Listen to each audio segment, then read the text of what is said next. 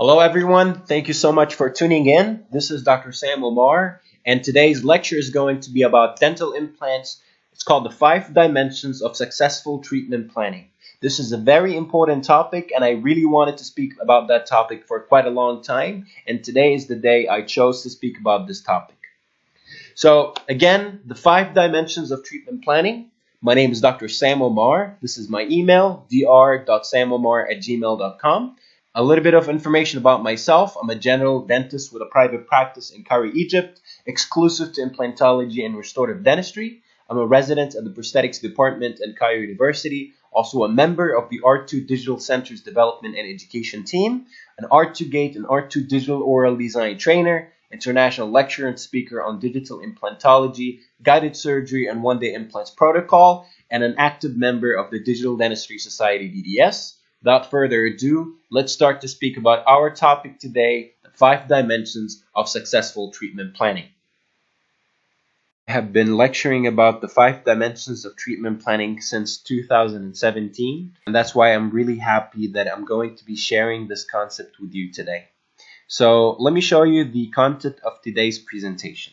So we'll start with why the 5 dimensions of treatment planning, why was it developed, and what is the theory and the rationale behind the 5 dimensions. The 5 dimensions of treatment planning will help you position your implant in an ideal position according to each case or site. And how could you increase your success rate and improve long-term results of the implants you placed? What are the considerations that you have to keep in mind when you're planning an immediate implant placement?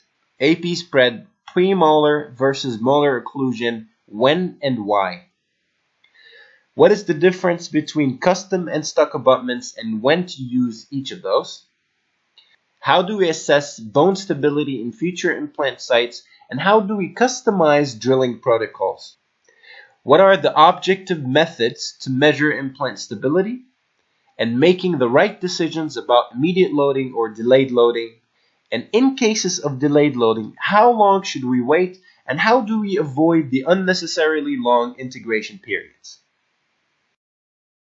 For you to treatment plan a case successfully, you don't only need to treatment plan using a software, you also need to know what would be the ideal implant position and why are you placing the implant in this particular position. Implant planning will be done with a great deal of accuracy. And for that reason, we came up with the 5 dimensions of treatment planning. Those 5 dimensions will be the blueprint that you, whether a clinician or a technician, will use them as a blueprint for you to follow during treatment planning an implant case. The 5 dimensions will allow us to plan in consideration to restorative position, availability of bone and soft tissue, and today, throughout the session, I'll make sure that we cover all the 5 dimensions of treatment planning in great detail. So what is treatment planning for implants? The process of positioning an implant in an ideal position based on the current circumstances, whether restorative position and availability of bone and soft tissue. This is what treatment planning means. Now, planning is based on 2 main things. Number 1 will be the restorative position, because patients want teeth and not implants. And number 2 will be the availability of bone and soft tissue. Those are the 2 main factors that affect our treatment planning process. Now, with most of the treatment planning softwares out there, the workflow goes as follows. Before you treatment plan an implant case, you get a CBCT scan, you get a model scan, and you merge both of these data together using your treatment planning software. After that, waxup is designed, and then after designing the waxup, the implant will be planned based on the position of the waxup. Now let's go back to the main point. Planning is based on 2 main things: restorative position and then availability of bone and soft tissues. We could always plan the implants to be in the ideal position prosthetically, but does that mean that we'll place the implant in the ideal position in bone and soft tissues? And that's what we'll talk about today. So what are the 5 dimensions of treatment planning?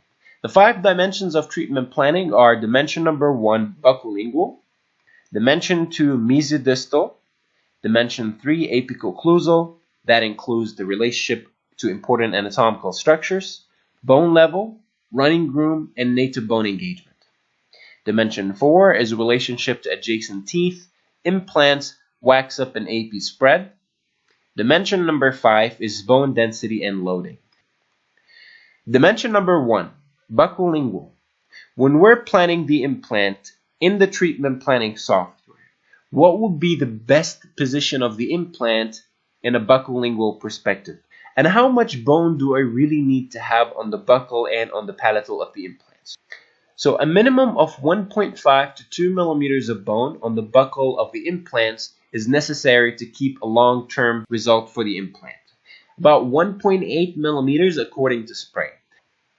The reason being is that this type of bone is usually cortical bone, and cortical bone has what we call low metabolic turnover rate, which means that the capacity of this bone to repair itself is quite diminished.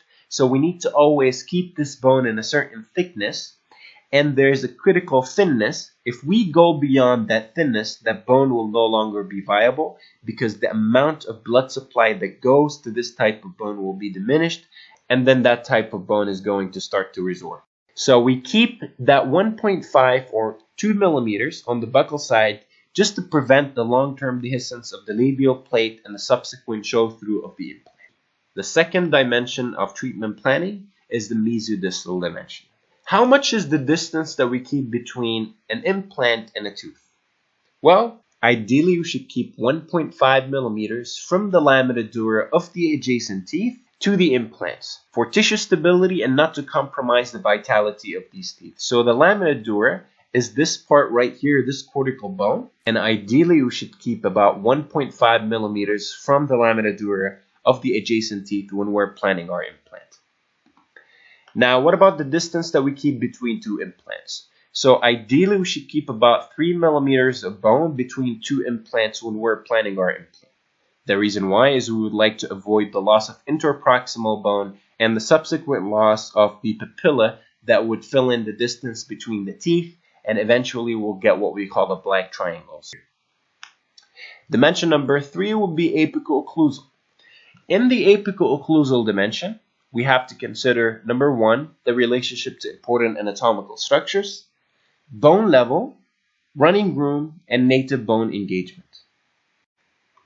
We'll start with the relationship to important anatomical structures. Well, usually in the maxilla we have 3 structures that we have to be aware of, and in the mandible we also have 3 structures that we need to be aware of.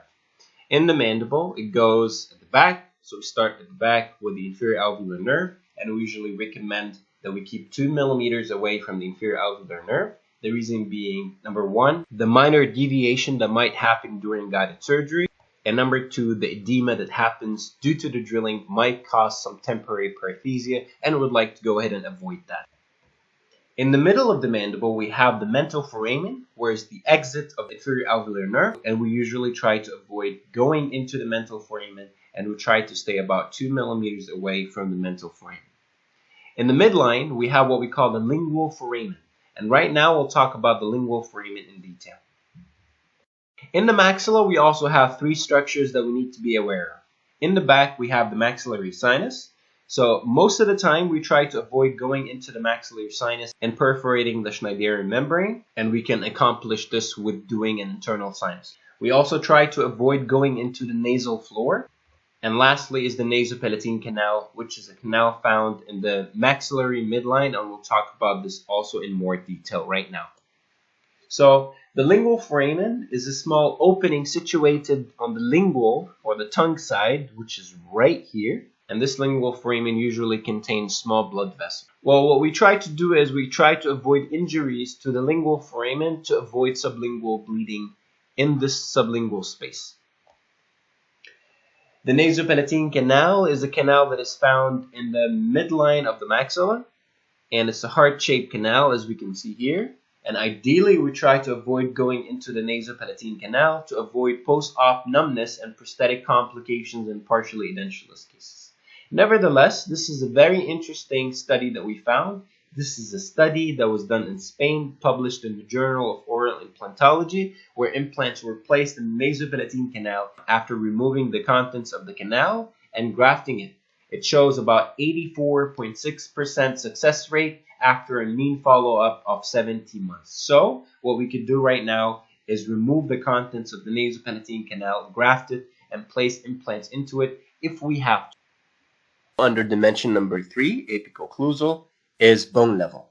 And by bone level, we mean where do we place the implants in regards to the crest of the bone. So we have 3 different types of implants, and what we need to do is we need to follow the manufacturer's instructions on whether to place the implants at the bone level, or subcrestal, that would be under the bone level by about 0.5 millimeter to 1 or 2 millimeters. Soft tissue level implants, and that means that the platform of the implant will be at the level of the soft tissue. Also running room, and running room refers to the apical-coronal distance between the implant platform and the zenith or the highest point of the gingival margin. This distance right here is what we call the running room. And ideally we should keep about 3 to 4 millimeters from the zenith of the soft tissue to make sure that we create a proper emergence profile, just like what we have in the picture in the middle on the right side right here. This is an image where we did respect the running room distance, and that's why we have a good emergence profile. On the other hand, the picture on the bottom, you see that this is where the implant platform level is, and that's what caused a significant amount of bone loss around the collar of the implant. So inadequate running room due to the lack of soft tissue will result in bone loss as a natural reaction to the implant to recreate biological width. Number 4 would be native bone engagement.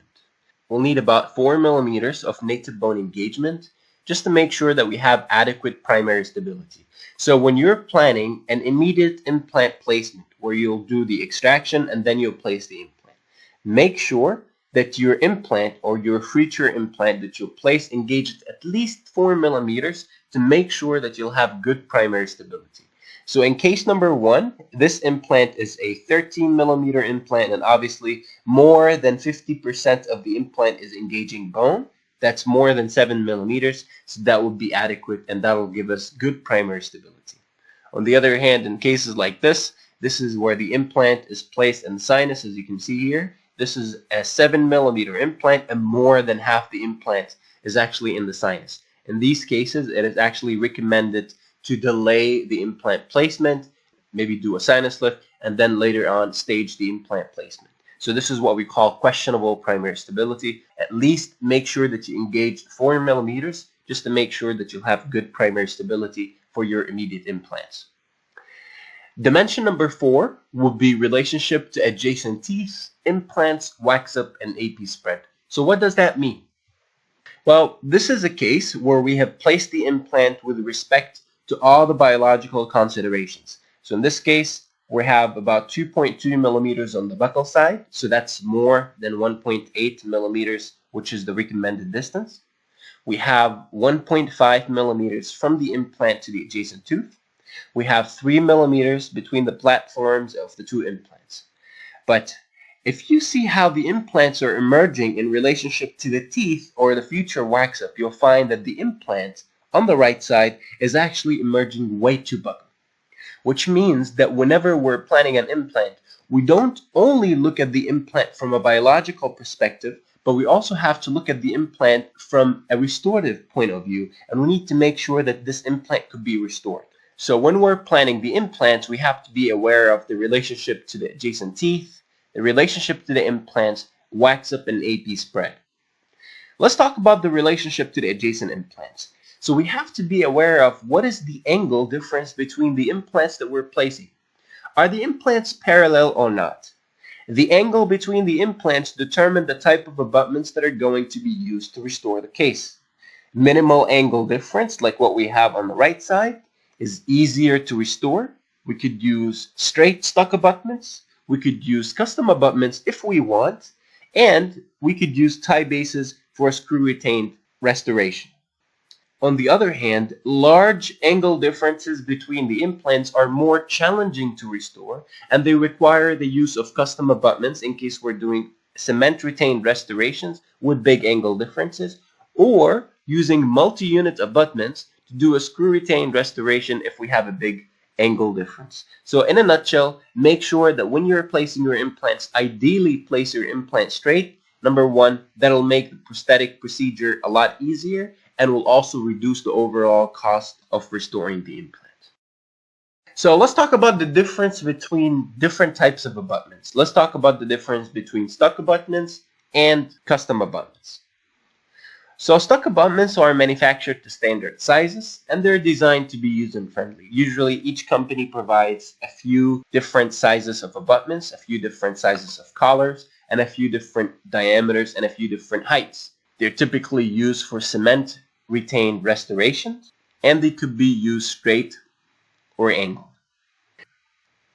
The limitations of the stuck abutments is usually that they have a uniform circular diameter. Well, as we know, teeth usually are not circular in diameter, which means that these are not the most anatomical abutments and they don't provide the greatest aesthetics.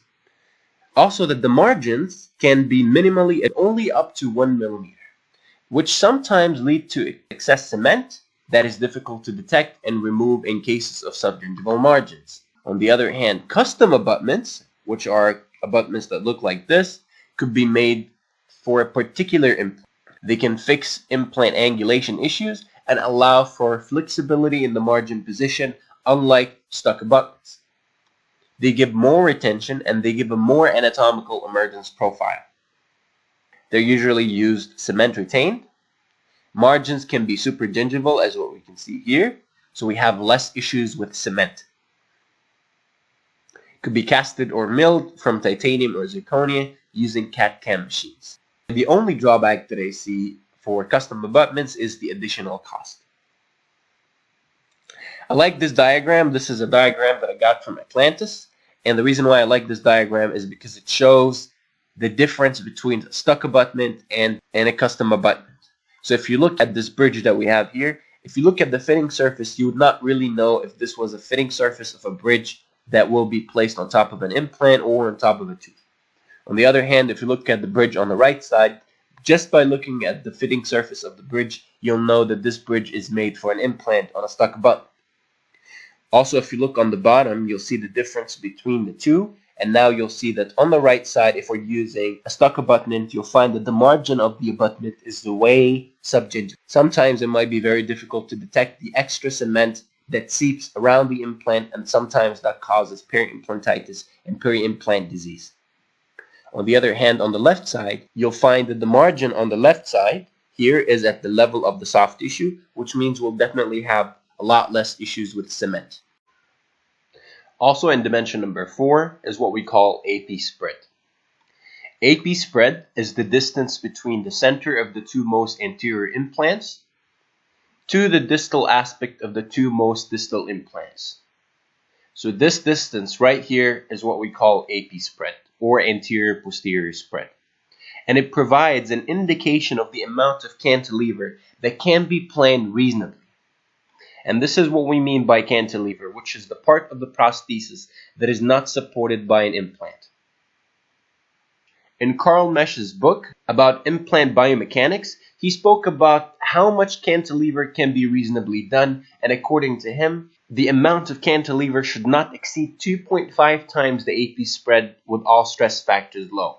So what does that mean? It means if the AP spread is about 10 millimeters, we can cantilever up to 25 millimeters. But again, I just need to focus on that little point right here that says with all stress factors low. What does if all stress factors low mean? So with all stress factors low means crown height is adequate, so we have enough height of prosthetic space, the masticatory dynamics and the presence or absence of parafunction, arch position, opposing arch and direction of force, bone density, implant number, width and design. So when all the factors up here are low and we have an adequate number of implants, an adequate width of implants, we have enough prosthetic space, we have low parafunction, we have high bone density, then and only then we can cantilever up to 2.5 millimeters of AP spread. But I think we could never get all these factors to be in one patient. So I think the word that says with all stress factors low almost never happens. So what we would say is a combination of all those factors give us an indication of how much cantilever we could do. I recommend going with a number that is more reasonable, whether 1-to-1 and sometimes less than 1-to-1. So how does that really affect us when we're doing the prosthesis? Well, if you think of the prosthesis as a four-legged table, as what we can see right here, in this particular case, we have legs at the front of the table and legs at the back of the table, and this will be a very stable table. On the other hand, in some cases, we have to move our implants a little bit to the front, and then we'll end up with a slightly less stable prosthesis. And in other cases, if we have a long cantilevered section, it's a lot less stable. This is pretty much how everything looks like in the oral cavity. So in some cases, ideally, I would love to have legs at the front and legs at the back, which means implants at the very front and implants at the very back. But in some cases, we can't really do that. So what we have to do is we have to go a little bit to the front. We have to cantilever one crown. And in other cases, we have to cantilever a little bit more, which pretty much decreases the stability of my prosthesis and might lead to a little bit more issues. So what are the AP spread limitations that we might face? Number one, in the maxilla, we have what we call the sinus pneumatization. So in a lot of cases, we have pretty big sinuses, and this is what's going to prevent us from placing implants nice and straight. On the other hand, in the mandible, in a lot of cases, we have severe vertical bone loss, which means that we'll be very close to where the inferior alveolar nerve is.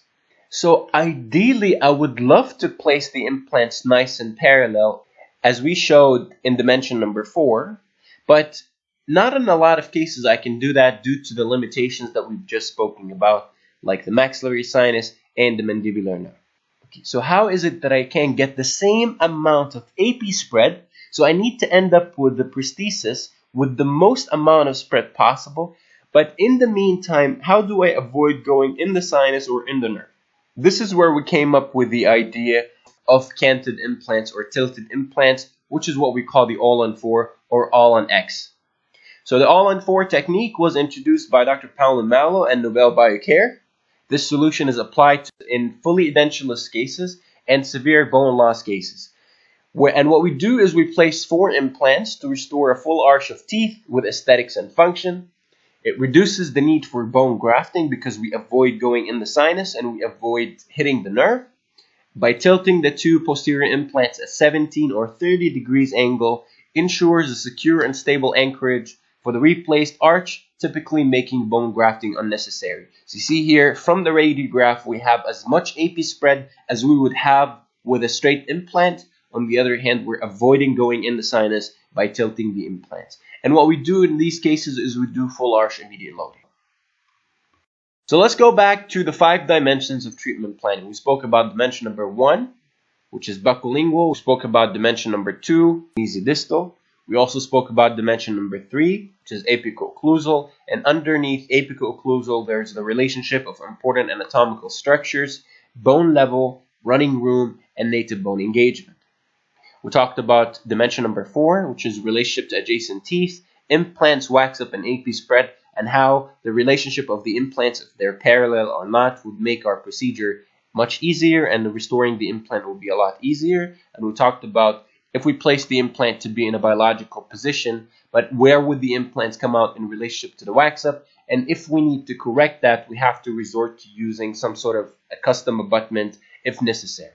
We also talked about AP spread and how AP spread really affects our selection of the type of prosthesis that is going to be used. So in a lot of cases where we don't have a lot of AP spread, we have to resort to using a shorter arch. So we go with a premolar occlusion, and in some cases where we have a lot of AP spread, then in these cases we can give our patients a full arch of teeth. We could give them first molar occlusion, and sometimes we could give them second molar occlusion. Now let's speak about dimension number 5. Dimension number 5 is bone density and loading. And the question would be, why do we need to know the bone density? I think this is a very basic question, but sometimes the answer might skip our minds. So before I answer this question, let's lay out some facts. Fact number 1, we have higher failure rates for implants placed in the maxilla rather than the mandible. This is actually a fact, and the reason why is because bone density does play a role in implant's primary stability and subsequent osseointegration. If I place an implant with high primary stability from the beginning, the odds of this implant osseointegrating are definitely higher, and this is what we get in the mandible more than in the maxilla.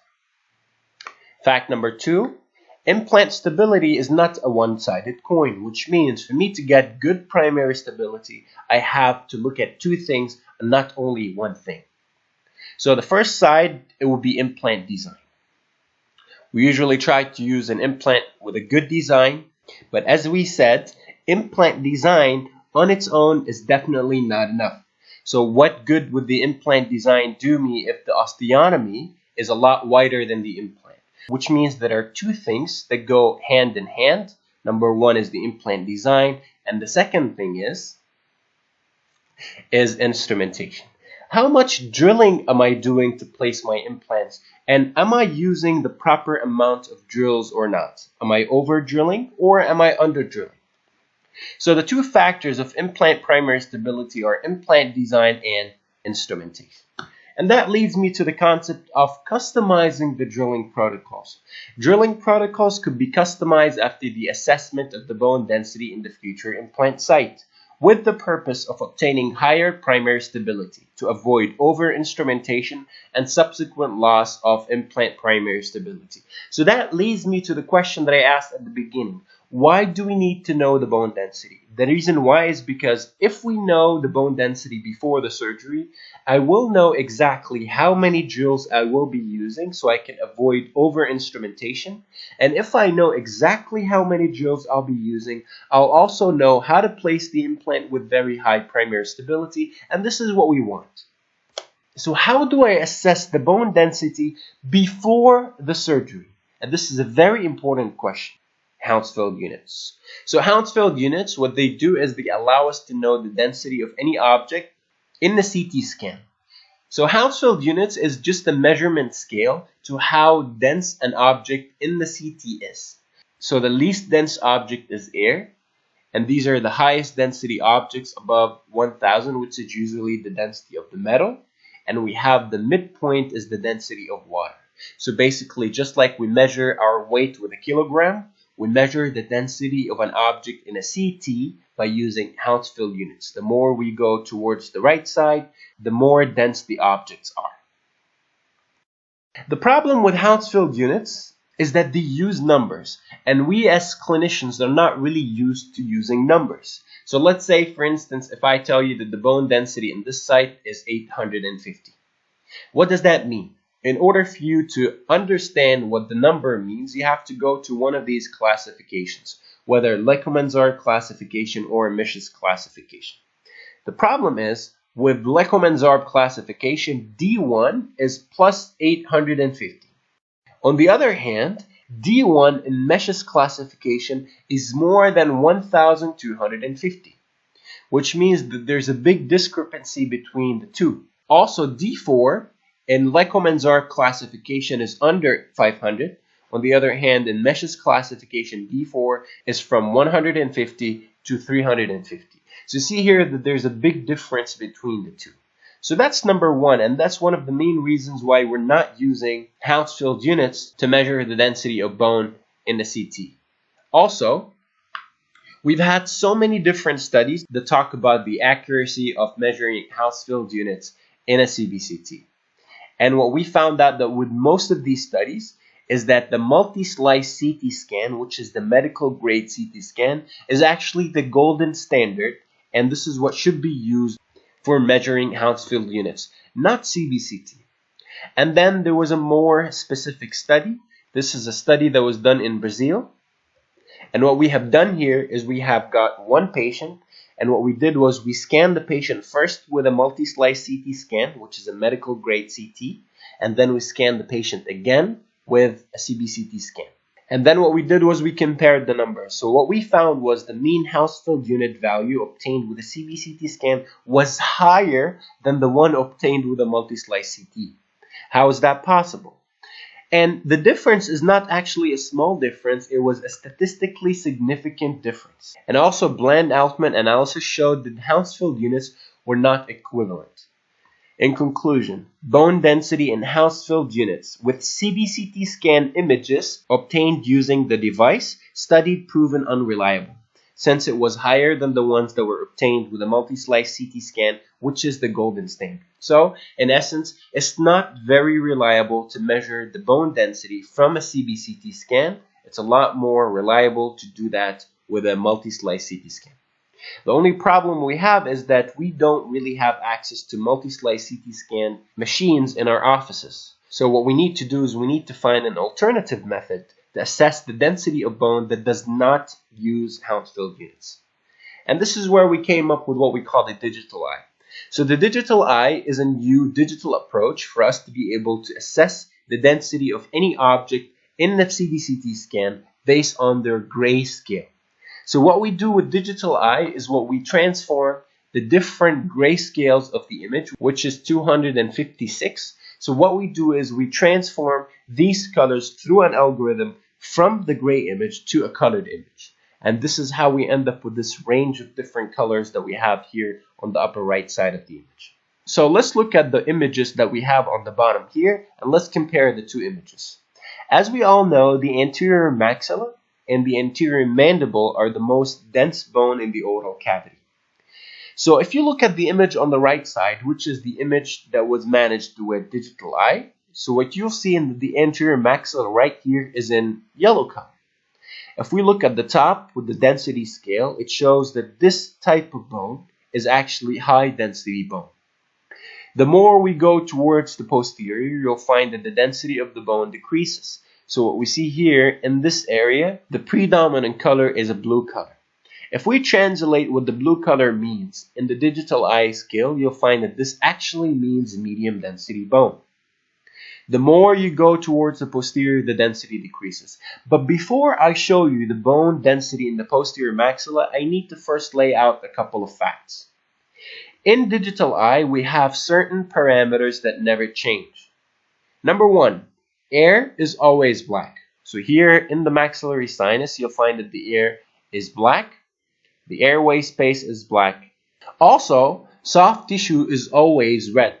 So here, these are the lips of the patient. And this is the soft palate of the patient. You'll find that it's actually in a red color. So if we go back to the posterior maxilla, can you imagine that the density of the bone at the posterior maxilla is similar to the density of the soft tissue? Is this something that you could have told by only looking at the image on the left side? So the idea here is we're trying to use this as a logical and a simple visual aid that will help us to distinguish the different densities of bone before the surgery without having to use Hounsfield units. So here, this is how D1 bone looks like. It will be mostly yellow and orange. And this is how D4 looks like. It will be mostly red. And this is how everything in between looks like. Please notice that this does not apply to grafted sites. The reason why is because it's not very accurate to assess the density of grafted sites by only using a radiograph. The reason why is because different types of bone has different radiographic appearances, and it does not reflect how dense this type of bone is.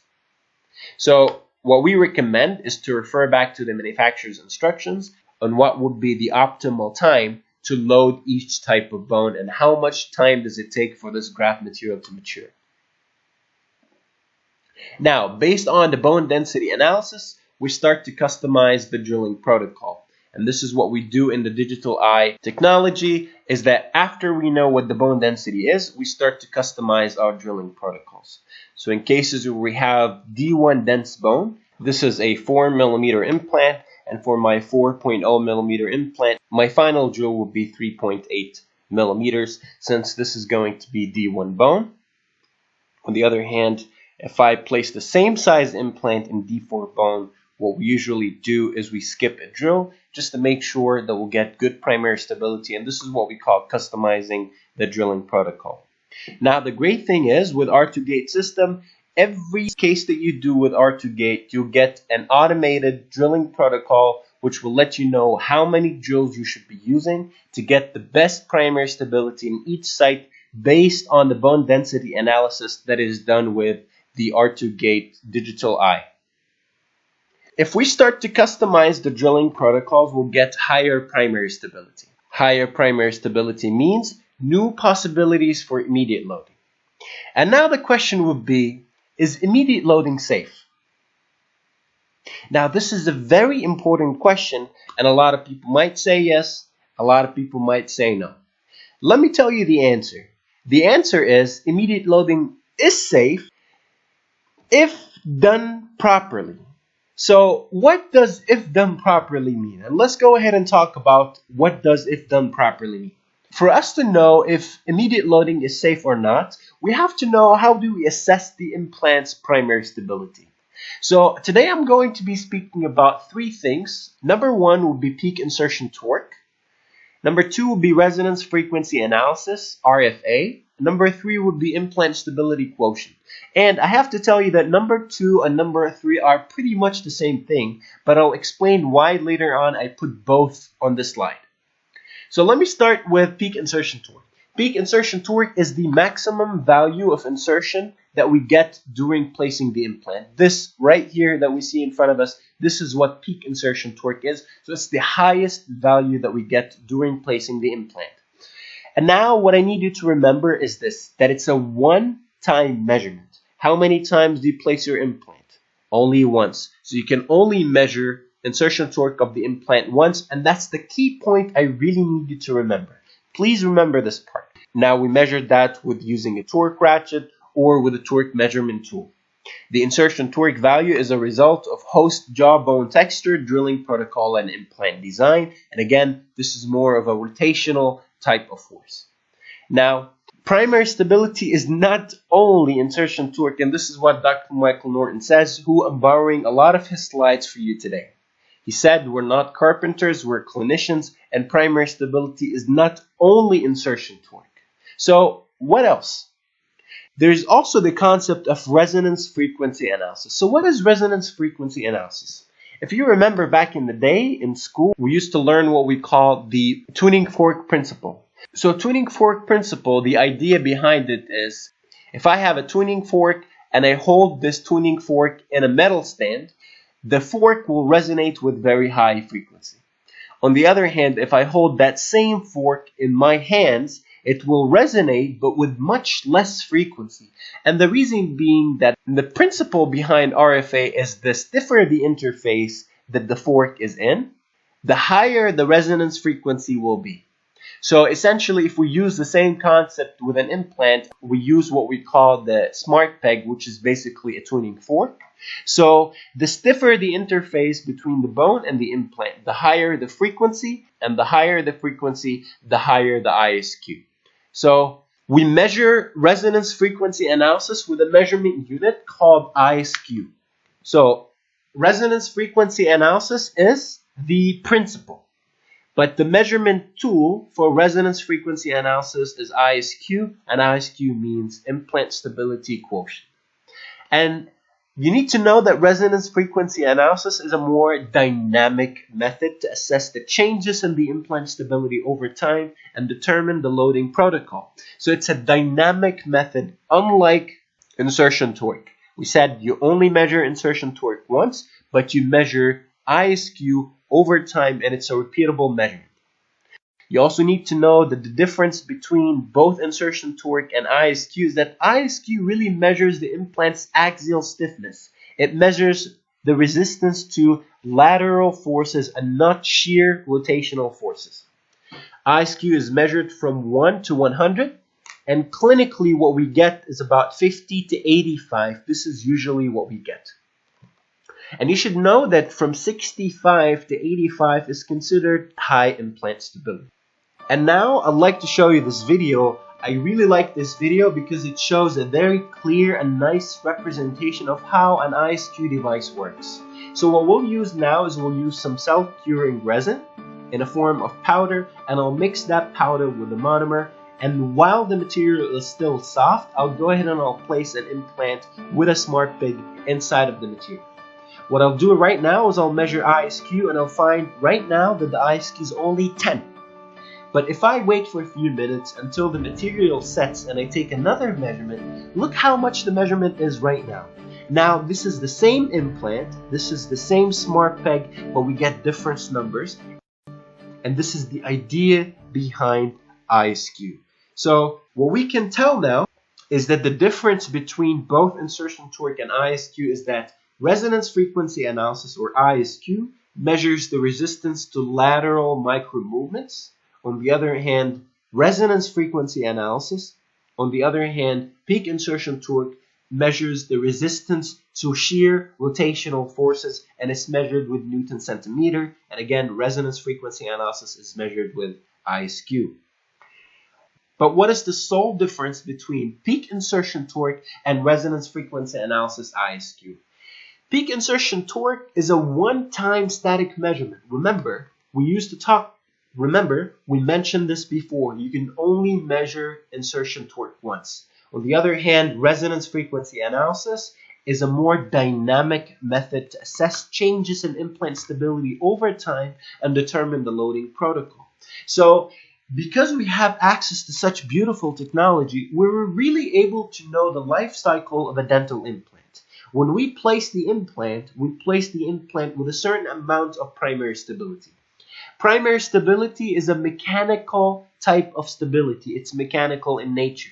But you'll find that after a few weeks, we get a drop in the implant primary stability. And the reason why is because we start to lose that mechanical stability at the beginning, and now this is the peak of transformation from mechanical stability to what we call biological stability. So secondary stability of the implants is not mechanical, it's more biological in nature. And this is one of the things that using ISQ actually enabled us to know. So in the literature, we're really trying to find, is there any relationship between insertion torque and ISQ? If I place the implant with high insertion torque, does that necessarily mean that I'll get high ISQ? Well, let's see. So we've seen a lot of studies that have been on the topic of trying to find the relationship between insertion torque and ISQ, and actually there is no correlation between RFA and insertion torque. So sometimes you might place the implant with 31 Newton centimeter and you'll get an ISQ of 82. In other cases, you might place an implant with 102 insertion torque, but you only get 81 ISQ. So basically, getting a high insertion torque does not necessarily mean that you'll get a high ISQ. So these are the two most cited, and these are the two most documented and talking about methods to assess implant stability in the literature. Would you use insertion torque, or would you use ISQ, or will you use both?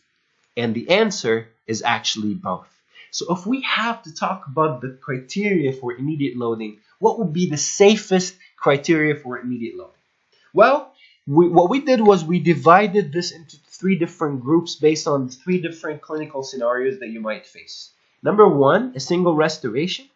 Number two, multiple restorations in the form of a bridge on one side, for instance, and a full arch restoration with what we call the cross arch splinting. If I place a single implant with 45 Newton centimeter and 75 ISQ, it is actually considered safe to load this implant. If I place the implant with 40 Newton centimeter with 70 ISQ and I have multiple implants in a bridge, I can actually load these implants immediately. And lastly, if I place multiple implants with 30 Newton centimeter and 65 ISQ, I can actually load these implants if they are splinted in a full arch type of prosthesis. Which means the more implants I have and the more implants that are splinted, the less the readings have to be. So now you see that we have mentioned both insertion torque and ISQ as fundamental methods to determine if it's actually safe to load these implants or not. But have you really noticed this? Is that on a scale that goes from 1 to 100 ISQ, most of the readings that would allow us to do immediate loading were actually between 65 and 75. And why is that? The reason being is that ISQ and micromobility have what we call a nonlinear relationship. So micromobility decreases approximately 50% between 60 and 70 ISQ. This is how much decrease we get in micromobility only from 60 to 70. So this is very important for us to know that we have what we call a nonlinear relationship between ISQ and micromobility. Now that we mentioned that, let me start by showing you the first clinical case of a patient that wanted to restore both those crowns on the right side and on the left side of the first molars. So we started out by taking a CBCT for the patient. I always scan them with the lip or cheek cleft technique. This is a technique that was introduced by Dr. Scott Gans in the literature. And as you can see here, this gap that we have right here was actually formed by adding some cotton rolls between the patient's lips and the patient's mucosa. So the lip cleft technique really allows us to get a lot of information from our CBCT, and it lets us know a lot of information about the type of tissue that we have. How thick is the tissue, and what is the biotype that we have for this patient? You see here, only by adding these cotton rolls, you see this big pocket of air, and this is what allows us to see the soft tissue really well. For that, you could use either cotton rolls or you could use the Optra Gate, which is a retractor. I personally use cotton rolls. I find that this is the cheapest and the most convenient method to do the lip or cheek cleft technique. And I always plan based on the 5 dimensions of treatment planning. So this case was planned based on the 5 dimensions. And because I scanned my patient using the cheek cleft technique, I was actually able to push that tissue away. And because I pushed the buccal tissue away, I was able to measure exactly how thick the soft tissue was. In this case, the thickness of the soft tissue was only 1.5 millimeters, which means that it was pretty thin. Even though this type of tissue was actually keratinized tissue, the decision to punch or flap the tissue is really based on the quality and the quantity of the tissue together. By quality, we mean is the tissue keratinized or not, and by quantity, we mean how thick is the soft tissue. If the soft tissue is thin to begin with, do not punch the tissue. We would recommend that you do a flap in this case. So in this case, I decided to do a flap. And now, based on the bone density analysis in digital eye, I knew that this type of bone that I have here is very dense bone. As you can see here, it's mostly yellow, which means that this is D1 type of bone. My final drill is going to be 4.3 millimeter drill. In this case, I prepared the restoration before the surgery to do immediate loading. And this is everything I have done before the surgery. And now in the surgery, the first thing to do would be to raise a flap based on the information that we got from the lip or cheek cleft technique. And then we started to do the drilling through our surgical guide based on the drilling protocol on the bottom. We used cortical bone drills also in this case. And then the implant placement was also done fully guided. In this case, we actually ended up with more than 45 Newton centimeter insertion torque for both the implants. So we measured ISQ for both implants. For implants number 36, I got 79 ISQ. For implant number 46, I got 75 ISQ. So what does that mean? It means that based on the safe immediate loading criteria, for a single restoration, it is actually considered safe to load this implant with 45 Newton centimeter and 75 out of occlusion. So here, this is immediately after placing the implant and the temporary restoration as well. And this is how the patient looks like with both restorations in the mouth. But do we always get these numbers in every case? Do I always get 45 Newton centimeter and 75 ISQ? Actually, no. So let me show you this case that we have right here. So in this case, the patient was actually missing 2 lateral incisors. These were congenitally missing incisors. And the treatment plan here was to place 2 implants in these sites, 2 mini implants. So what we started out with is doing a digital oral design. A digital oral design is the concept where we merge all the data of the patient together. We merge the CBCT with the model, with the photograph of the picture, or the picture of the patient. And this was actually before we started out to integrate facial scans as well. So this is what we have here. This is a combination of all the patient's data. And the reason why we do that is because when we do a smile design that will eventually allow us to design the prosthesis, we would like the prosthesis to look good on the patient's face. So we started out with the oval design, and then we started out with a rectangular design. And what we found was maybe the triangular design would be the best looking design on the patient. So based on this information, we're able to actually extract this information, and we're able to design the temporary restoration to look exactly like what we have in the smile design. So this is the planning and the R2Gate software, and as you can see here, we use 2 implants. These are mini implants from Megagen, 3.0 millimeter by 13. This is the temporary restoration that was done prefabricated. This was done before the surgery. So this is how everything looks like intraorally. So we started out with laying a small flap, and then we started out to use our guided drills. And after that, we've used the osseodensification burst to increase the quality of bone in these sites. And then we placed our implants nice and guided. So we placed the implants with only 25 Newton centimeter in this case. In this case, I was really excited to know how the restoration would look like on the patient's face. So we tried it, and obviously everything looked pretty good. But then I remembered that we also need to measure ISQ.